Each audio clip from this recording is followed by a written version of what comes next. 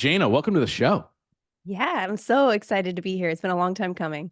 Yeah, and I want to apologize in advance to everybody listening. This conversation could go off the rails. We were talking before I hit record, and you're just like, "Are you going to waste all the good stuff before you hit record?" And I just said, "Yeah, I'm in a really weird place right now, so I have no idea where this conversation is going to go." But I'm really excited to have this conversation with you. You're somebody who I met. What year was it? 2021. 2021. Yeah, the year we were just talking about. So, Yeah. we met in 2021 at Podfest. In passing, you happened to come into my breakout when, at the time, 40 other breakouts are happening. And I Yeah. believe you sent me a message on the app afterwards asking Mhm. asking me a question because I had a lot of questions that year. And we just ended up connecting, stayed connected since then. You then the next year came to my event that I held down in Florida. And now you've been a part of the Skeleton Key Mastermind, going on a year and a half at this point. And obviously just blessed to have you in my life. And I've always wanted to say, hey, when's the opportune time to introduce Jayna to my audience? Yeah. And this is it. And I'm really excited to dive into your journey and where you're going and all the things in between. But where I want to start is, who is Jayna today? And then we'll break down how you got there. And that's where the fun happens. Absolutely. You start with the heavy hitters, don't you? I just had this conversation the other day. Someone's like, "What's your title? What do you call yourself?" I'm like, Jayna, because I don't really fall under one label. And I think that's the beauty.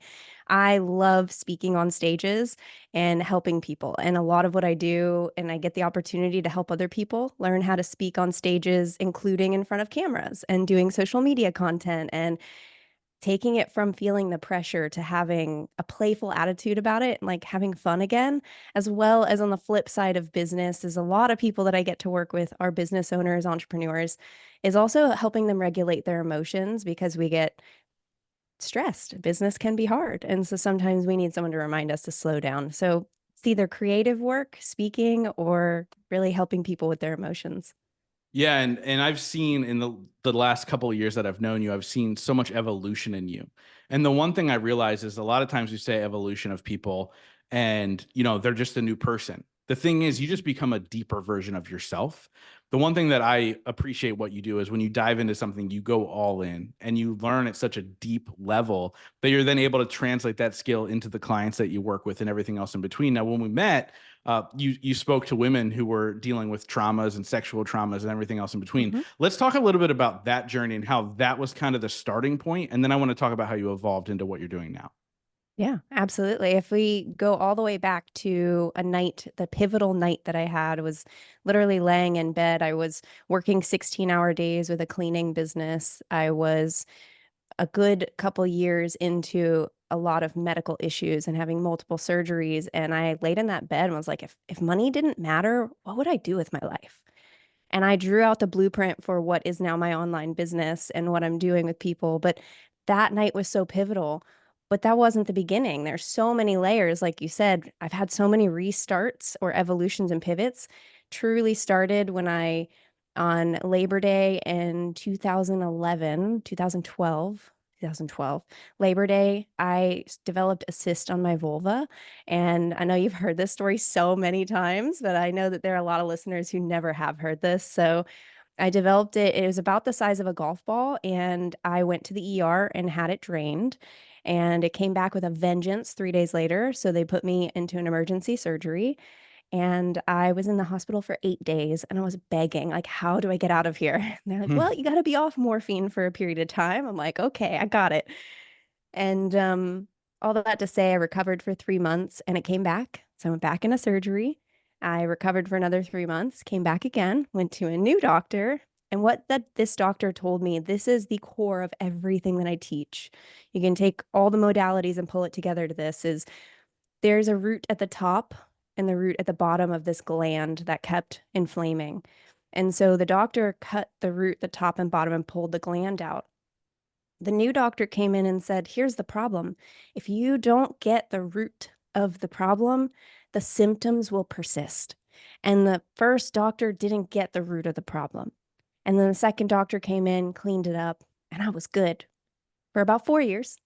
And then it came back on the other side because we have two glands in this area. And so I continued on to have four more surgeries, a total of seven surgeries across 10 years. And it wasn't until I completely accepted this is just my life. it's just, I'm always going to be in pain. This is always going to be a thing.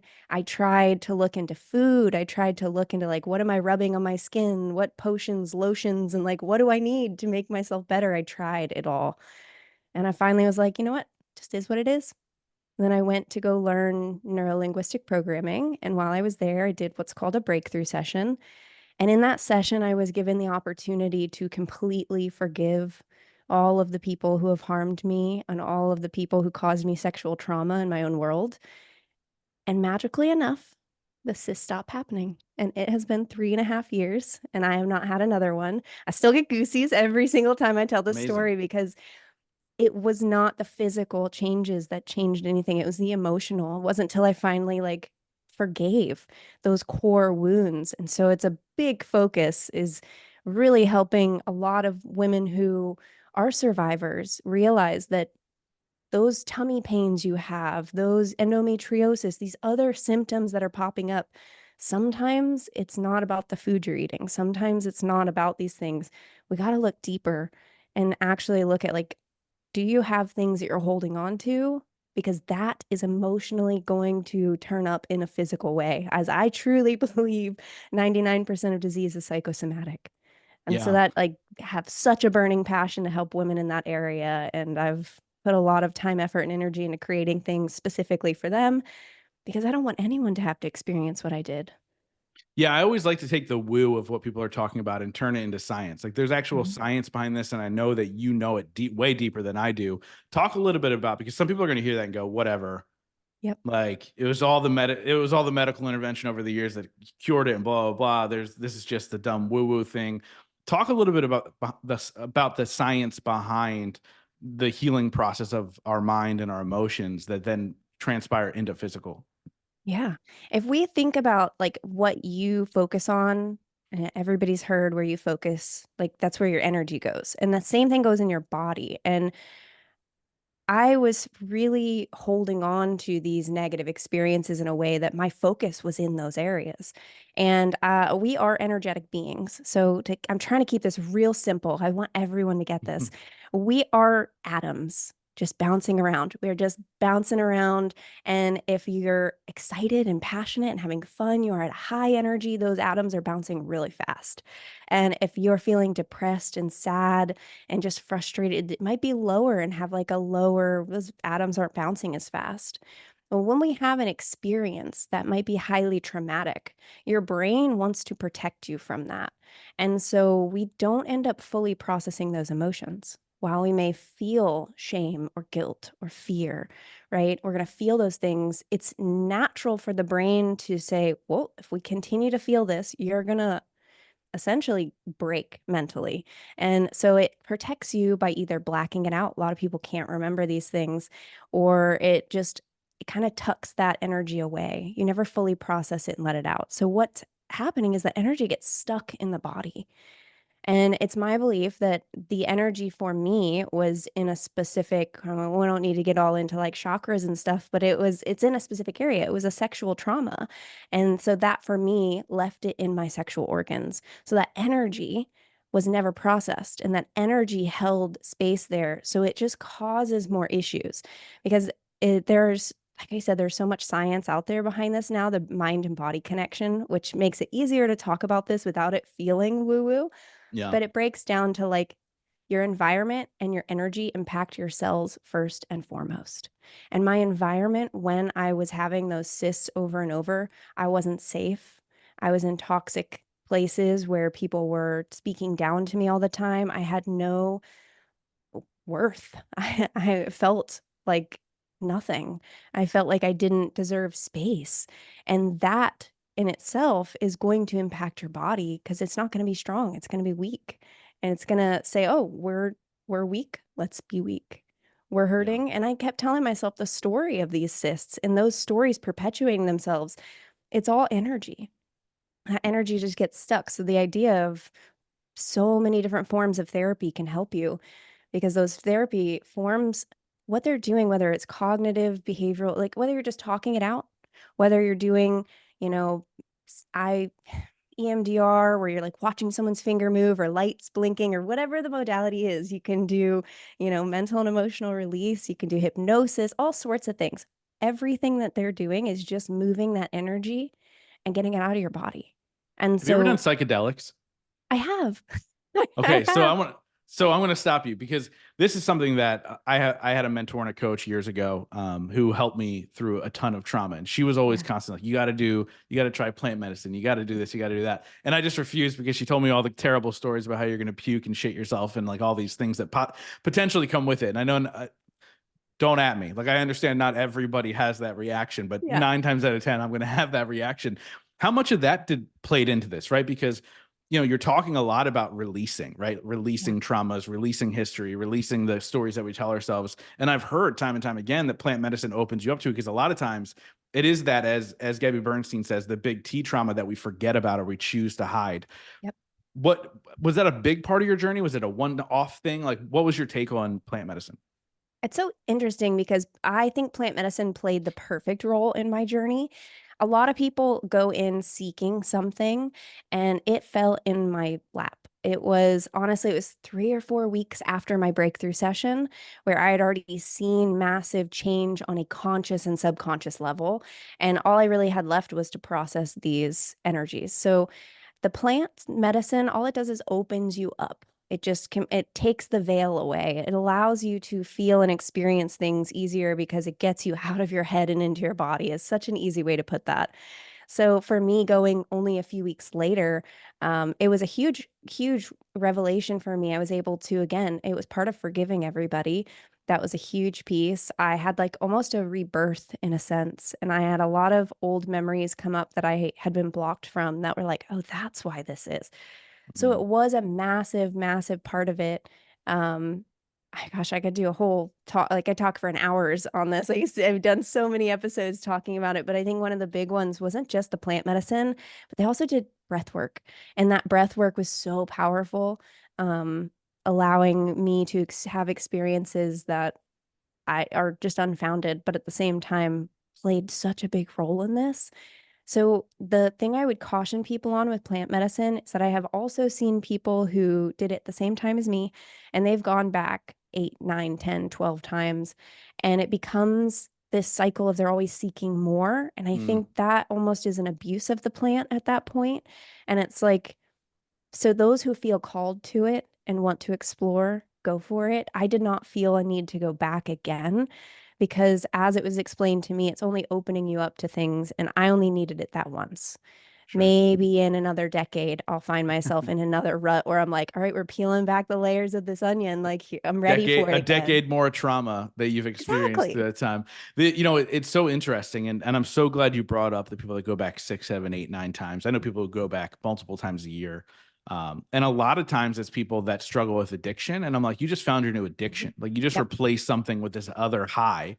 Mhm. Obviously, look, that can do wonderful things, but at the end of the day, like it's still a drug in a sense, right? Like it's this idea that you're still escaping versus actually diving in. And I think that you were just because you did the work previous, right? Yeah. You were able to actually open up where a lot of people they're afraid to. Now, this takes us perfectly to where I want to go next.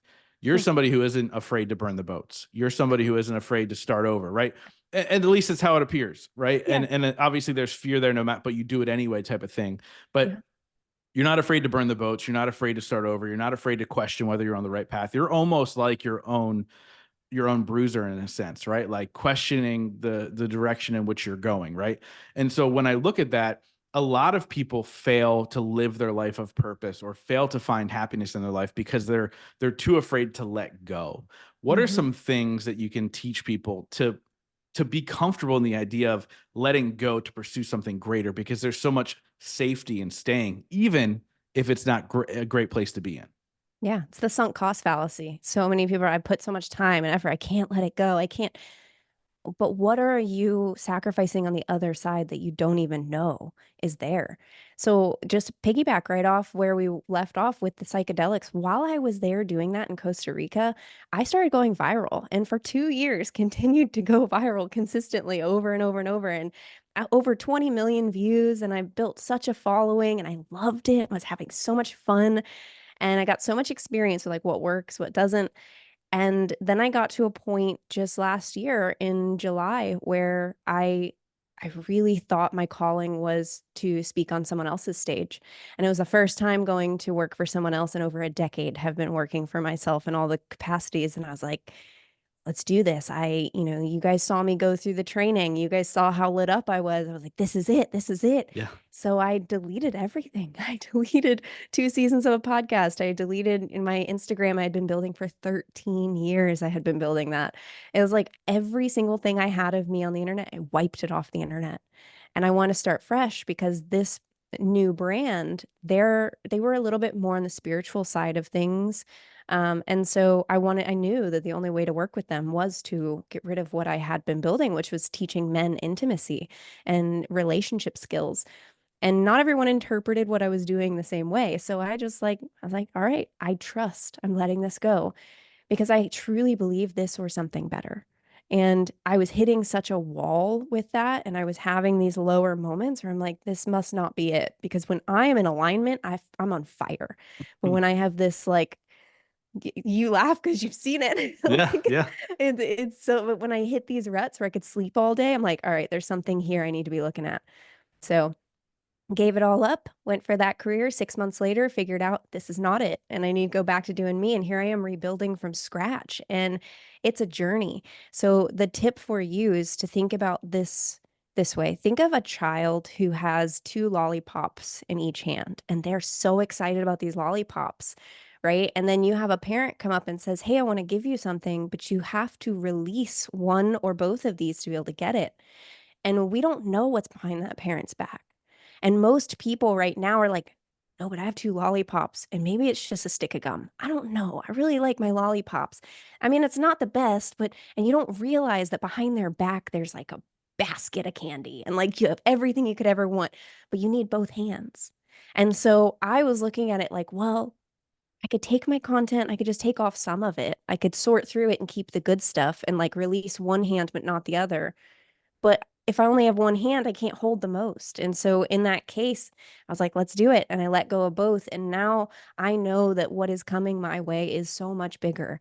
And so it's the idea that if you only hold on to that fear that people have of like, well, if I let go of who I am now, then who am I going to become? Flip the script. It's like, I'm letting go of who I am. Who do I want to become? Who do I get to become? When you can look at that side of it, like we all have choice. Change can be scary, yes. But I was actually quite peaceful deleting my Instagram. Mhm. It was a weird situation. I was like scared shitless, but at the same time, I was like, I don't know, but this is right. And every time I've trusted my gut, it has been the right step.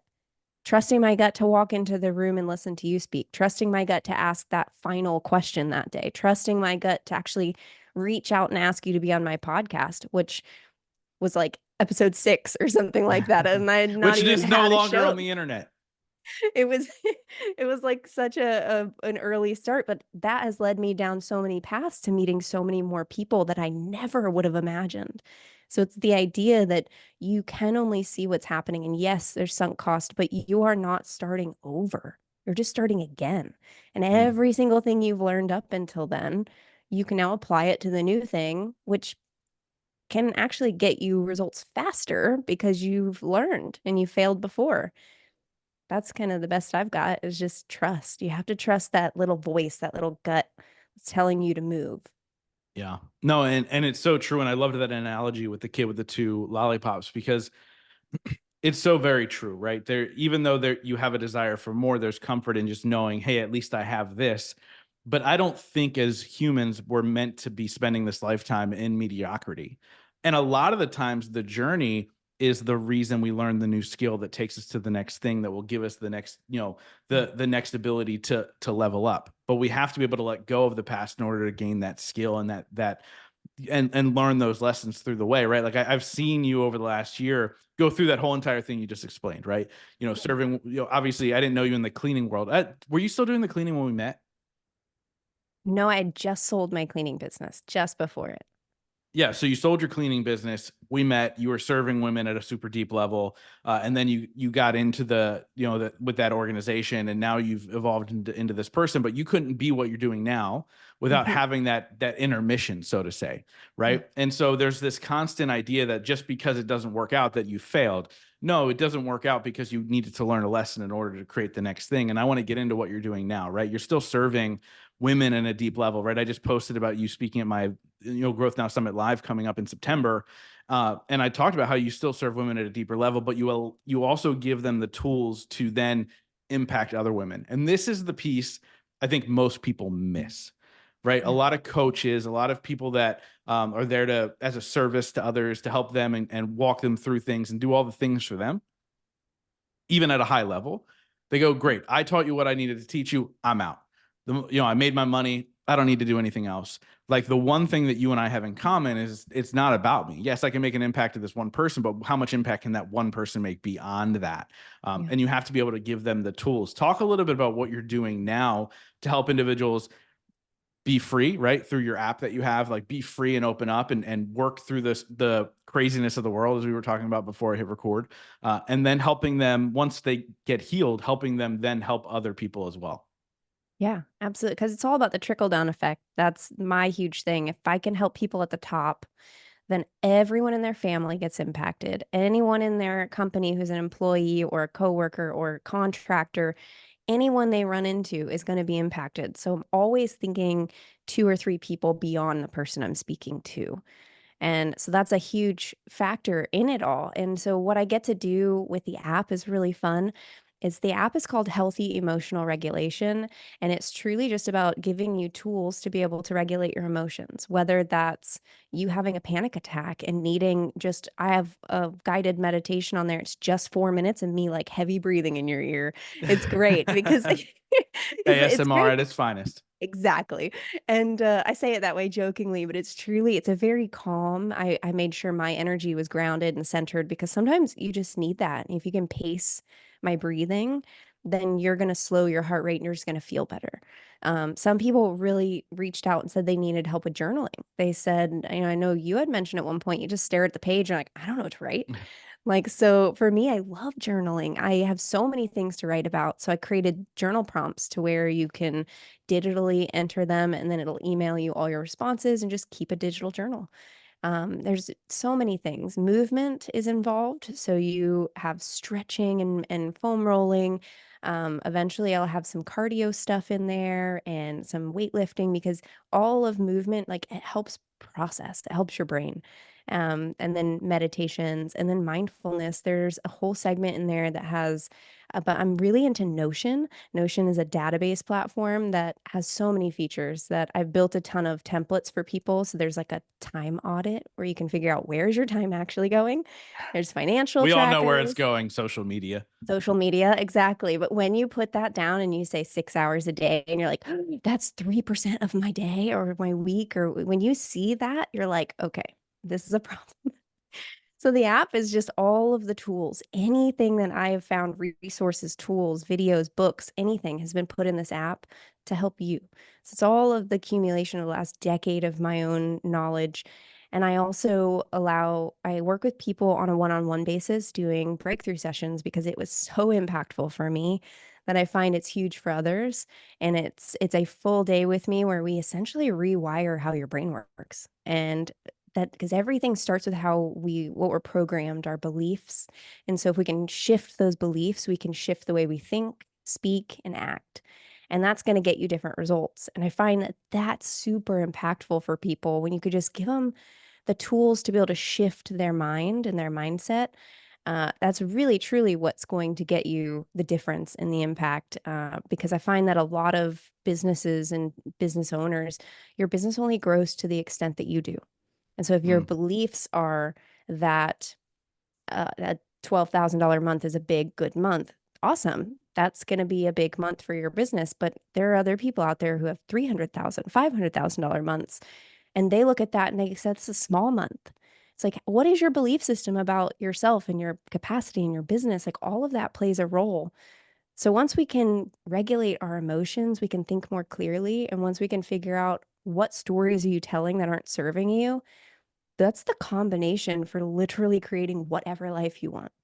Mm. So that's how I feel like my life today is a very intentional, like I cultivated this life. I was intentional about exactly what I wanted in a partner, exactly what I wanted in different aspects, and it's all modeling. So model because that mindset, right? Your business owners, your mindset is going to show up in the culture of your business. And so it's going to impact all of the people who work with you, for you. Anyone who buys from you is going to be impacted by the culture and the mindsets that you bring. So it's going to trickle down. It's going to hit all the people. And so, I mean, our mindsets and our stories are huge. Like, really just asking yourself, are you talking positively or negatively every day? Is it a complaint that's the first thing out of your mouth? Because your employees notice that, your kids notice that. Is it a compliment? Are you noticing more of what your kids are doing right? What they did well and celebrating that? Or are you just always picking them out for like the things they did wrong? I think Yeah. that's how we impact others. Yeah, that's huge. And so we're not at the end yet, but where can people download the app?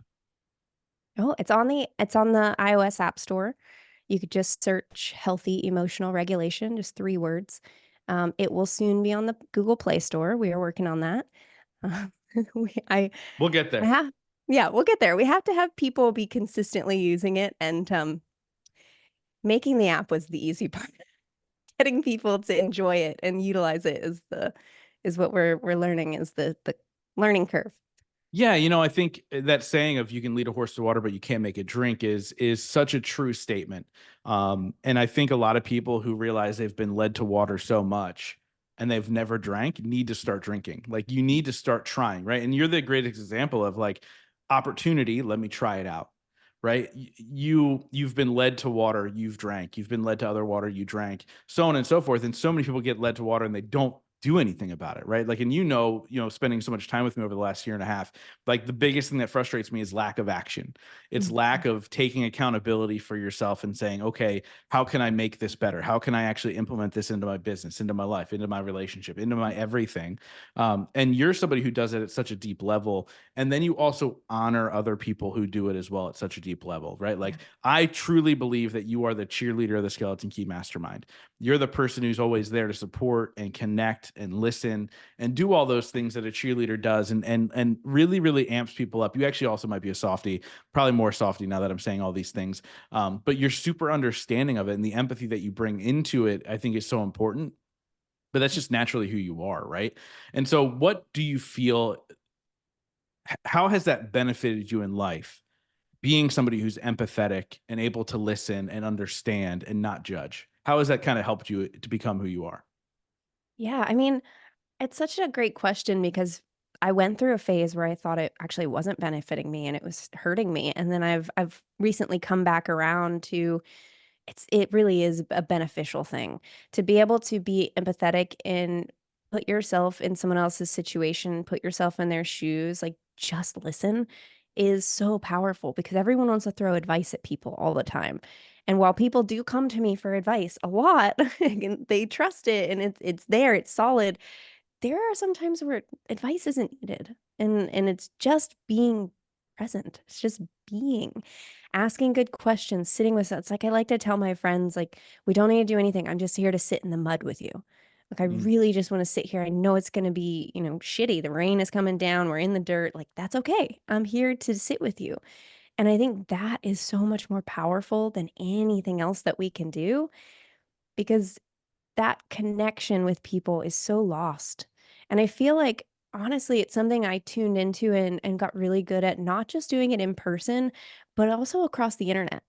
And the tools I like to use if anyone's looking to get better at this is voice noting because being able to send voice notes or videos, especially in DMs, is so much better than just texting, right?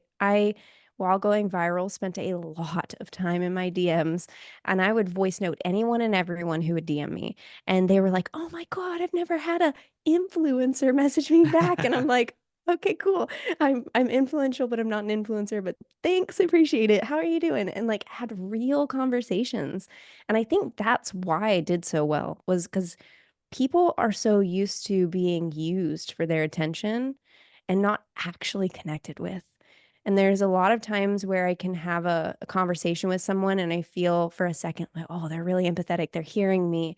And then it's a pitch rolled right on the back of that. And I'm like, okay, they didn't really Yep. hear me. They were like manipulating it and waiting for the right moment to. I really try and be mindful of that. It's like while I have a lot to offer and I could throw resources that person's way, I don't want it to feel that way. And so Hmm. I'm really just asking. And I think being empathetic and really just listening to people is the best promotional way for you and your business because it's so different and rare. And, a lot of people, they just get in the habit of cold calling or like pitch, pitch, pitch. For example, I saw a post, it was a very deep post. A woman opened up about not understanding the energetics of it from a perspective of being a survivor of abuse. And all these people, like 86 different people left her comments like trying to like push her to be a certain way. And I sent her a message and I said, I don't know if you'll ever see this. I saw your stuff and I can tell you have a lot coming at you. I just want to send you love. That's all it was. I was like, I'm from one survivor to another. I'm sending you love. There was no ad. There was no advice. There was no come follow me back or nothing. I just wanted her to feel that one person saw her and heard her and gave her love. That is so much more impactful than had I had the perfect paragraph that I responded with, right? That has the Like, click this link for more at the exactly, very end of it, exactly. which is exhausting, right? And Yeah. I think the thing is we live in a world now where people are worried about how many followers you have. People worry about all these things. And what you do is you help people create content that goes deep and that Hmm. connects with the right audience and, allows them to speak to exactly who they're talking to. No longer should we be in a world, unfortunately we are, should we be in a world where the same five people are the same five people on every stage, the same five people are the top five podcasts, the same five people are the top YouTube channels, the same five people, et cetera, et cetera, et cetera. But there's like this sheep mentality when it comes to content and what we're absorbing. And we talked a little bit about this before hit record. Hmm. It's such a fascinating thing. I saw over 2 million people wished Mark Zuckerberg a happy birthday on Facebook. And I'm like, this guy does not care about you. He does not know who you are. He will not see your comment. I mean, to each their own. But have you reached out to somebody who mattered to you a year ago and say happy birthday to them? Right. Yeah. It's that idea of true connection versus false connection in the hopes that you can monetize them on the back end, right? And so talk a little bit about the idea of content and how people can it like real basic, like how can people begin to create content for people to find potential people that they can go deep with? Like what's a good way to start? Yeah, I mean, I'll go based on the because there's a lot of different types of businesses and things you can do or sell out there, right? I'm going to go based on many people in the industries that I work with. They're creating a product for who they used to be. The person who is currently where they once were. And so they're teaching in some way skills and knowledge that's going to help you. So to those people, I would say the easiest and best way is to get vulnerable and share stories. Share stories of your past that might not even feel like they totally relate. Hmm. They don't have to. The more you can share stories about yourself, the more people can go, "Oh, she's real human. Oh, okay." Because when we're only ever teaching, okay, but like I can learn that from anybody. I can Google, I can go on YouTube and search how to, and like, why you? But the why you is the stories. When I hear like, oh shit, okay, this person, this, or this, it's like, okay, I relate to that. And so the best way to draw in those people who are going to be your ideal buyer, your ideal listener, your ideal follower is to just show more of yourself because I tend to be a weirdo. I tend to be someone who's very special, who likes to be off the wall and like I get an idea and I do it. And that I think is really what people connected to was that I wasn't always taking myself so serious. And I was just like, it was a serious topic, but I made it fun. And you can do that in a million different ways. But I can tell you, humor is one of the absolute best ways to get someone to remember what you talked about. So it's like tell a story with humor, talk about things with humor. Like, take, I can take something so deep like trauma and I can make it funny and that person now doesn't feel so heavy about their trauma. And so if we can just take take stories from our lives and let it show, like let it be. Also, to piggyback on that, the second thing you can do is just be more authentic in your content. And I know that word gets thrown around a lot. What I mean with authentic is be natural, raw, real. Like just turn on the camera.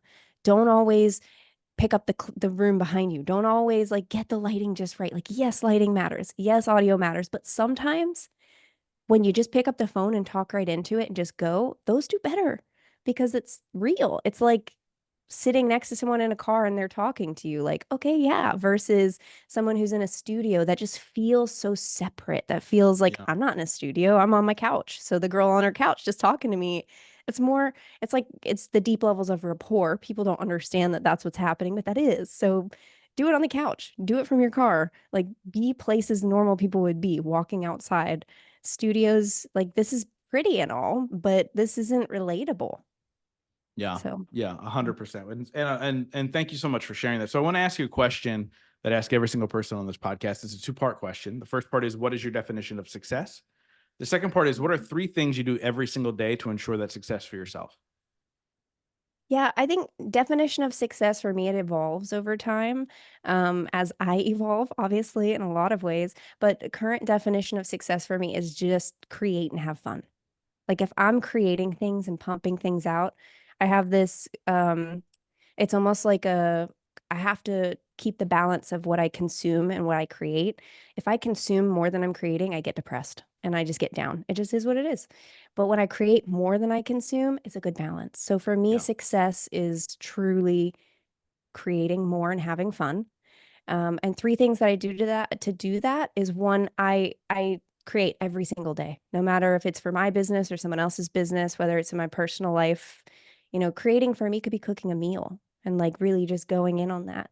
It could be creating a video. It could be, creating a workbook that I sell. Like creating for me is so unique. I pressure washed my patio last week. To me, that's creating a beautiful place. Like, Sorry. it's By the way, fun. that's the newest level in which we connect. Power washing is the greatest thing in the world.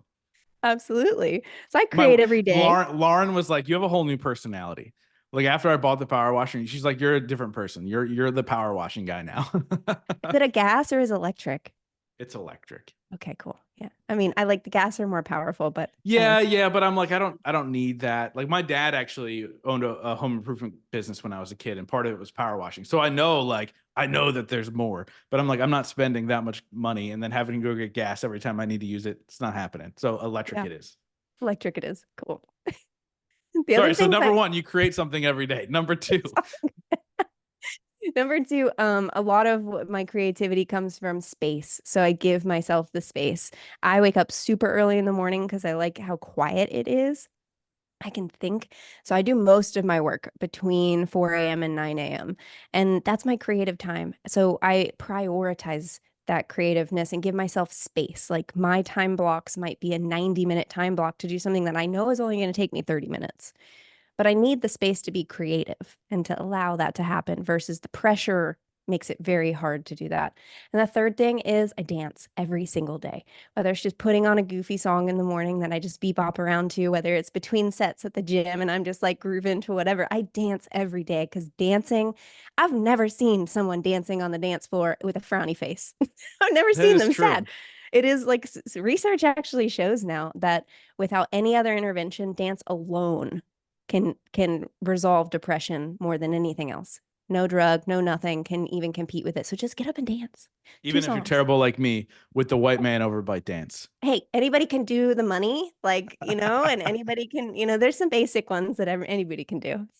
I love it. I love it. I do. And it's true. By the way, like I've gotten to spend a lot of time with you, and like everything you're saying in this is 100% authentically you. You do actually wake up that early because I'll wake up second in the house, and at least only you will be in the living room, but at least coffee is made and we're Okay, we're let's ready. clarify. These are at your events. These are Oh the yeah, immersions. I'm yes, not in your living there room. are 10 other people in the house. There are separate rooms. This is a we're being clear. This is when the mastermind meets up. This is at the immersion. This is at all business related events. To be clear. Lauren doesn't wake up and I'm just in your living room. Yeah. So when I wake up in my house, Lauren is the only one awake. So, but you get it. I'm not digging my hole any deeper.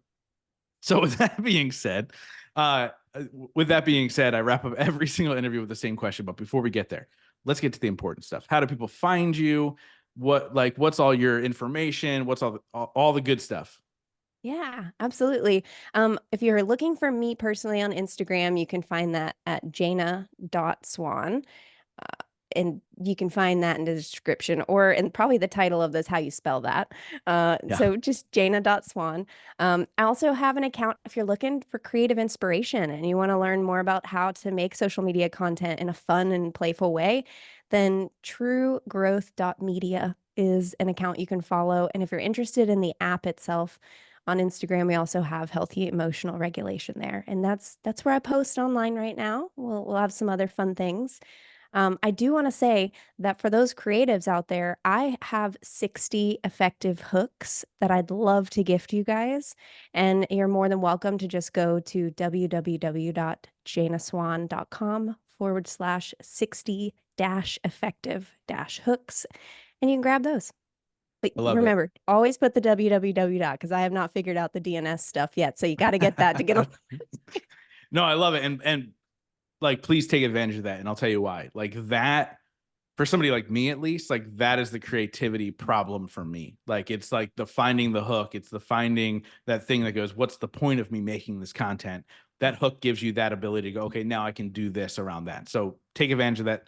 Like I said, Jayna, I wrap up every single interview with the same question. And that is, in your life, what has been your biggest moment of growth? In my life, what has been the biggest moment of growth? Oh man. So it brings me back to being in the hospital after the major surgery number two. And I woke up in so much pain, even though I had been pumped full of morphine for days already. And I remember laying in that hospital bed and saying, I either can give up on sex altogether right now and never have it again in my life, or I can push through and figure out how the hell do I get back to pleasure.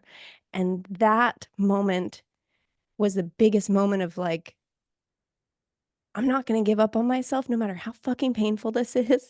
And it led me to discovering so much about my body. And for anyone out there who is in pain, pain and pleasure are the exact same neural pathway in the brain. And you can override pain with pleasure. Trust me, your girl figured it out. So it was probably my biggest moment of growth right there, I as well love as it. forgiving those fuckers who hurt me back in the past. Yeah. Yeah. Yeah. Well, the crazy thing is, I think forgiveness, like, sneakily was a theme throughout this Yeah. podcast episode. And I think the one thing that's really powerful about forgiveness is that it's not for the people who have hurt you. It's not for the people who have harmed you. Forgiveness is for yourself to be able to move on, to be able to grow, to be able to heal yourself, as you're saying. I think is such a powerful thing. So thank you so much for coming on and sharing your wisdom and your journey with my audience. And thank you so much for your friendship and being a part of all the crazy ideas that I have, and then making my ideas crazier. By the way, if you guys saw my Instagram reel with the dinosaurs, that was her. So now you know. She was one of the three people. Then it was you, Brittany, and Simona, I think. So Yeah. now all three of you have been on the podcast. But Jayna, thank you so much for being you. You're very welcome. I'm so excited for this to go out to your audience. And if I can do anything else to help support you guys, you know where to find me.